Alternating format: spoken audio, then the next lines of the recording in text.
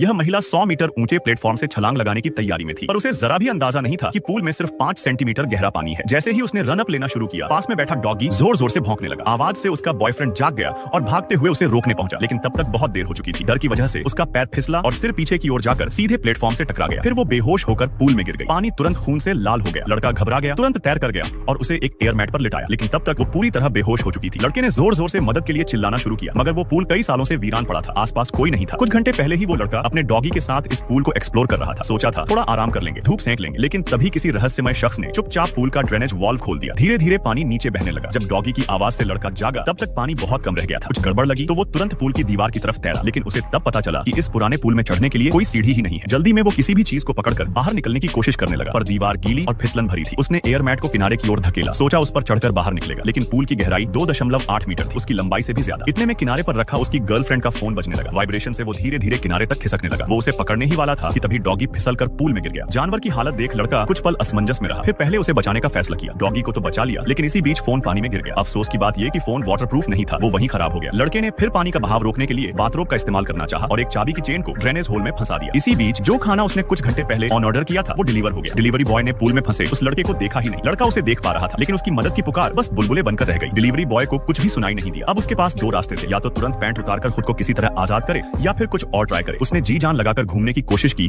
और आखिरकार खुद को छोड़ा पाया, पर तब तक डिलीवरी बॉय अपना स्कूटर लेकर जा चुका था।